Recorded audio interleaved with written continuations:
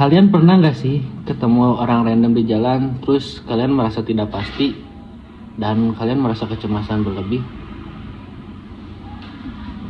Tenang aja teman-teman, kalian gak usah takut. Kalian bisa meredakan ketidakpastian tersebut dengan menggunakan teori uncertainty reduction. Apa itu teori uncertainty reduction? Teori uncertainty reduction itu adalah teori yang berfokus pada bagaimana individu mengelola ketidakpastian selama interaksi awal.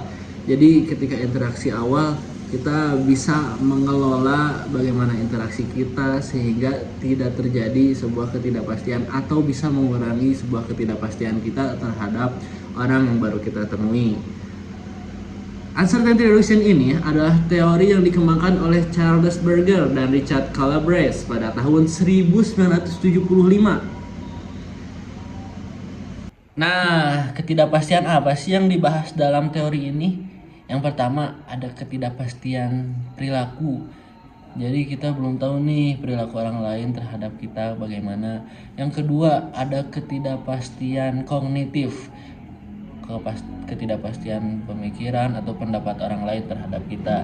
Yang ketiga, ada ketidakpastian afektif, yaitu ketidakpastian emosi orang lain terhadap kita. Nah, ada strateginya nih teman-teman untuk menghadapi ketidakpastian. Yang pertama ada strategi pasif. Bagaimana kita memperhatikan orang berbicara kepada kita atau memperhatikan gerak-gerik orang baru nih terhadap kita, orang yang baru kita temui. Kita memperhatikan secara pasif.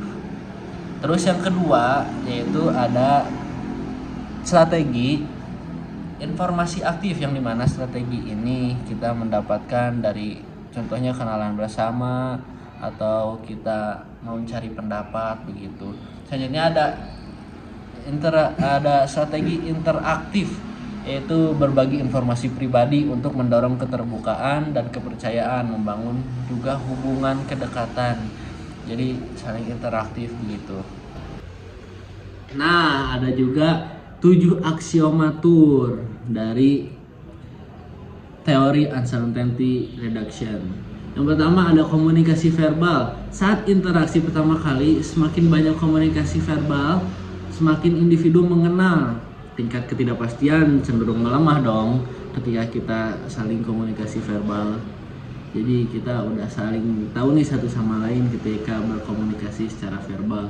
Terus juga yang kedua nih, ada komunikasi nonverbal. Kita lihat dari ekspresi, kita lihat dari mimik mukanya apakah ada ketidakpastian dari wajah orang tersebut, dari pandangan mata, dari senyum, dari gerak-geriknya deh pokoknya. Selanjutnya ada pencarian informasi, seperti yang tadi saya sebutkan, pencarian informasi melalui teman atau cara mencari pendapat begitu. Yang keempat ada pembukaan diri atau self disclosure.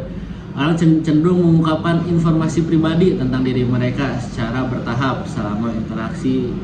Jadi bertahap mengungkapkan informasi pribadi, misalkan secara berkala dari nama, rumah, umur, tinggal di mana begitu. Terus ada yang kelima ada juga timbal balik. Nah, tentu timbal balik ini menjadi salah satu peran penting di komunikasi. Kita harus mendapatkan timbal balik agar menjadi komunikasi yang sempurna, komunikasi dua arah.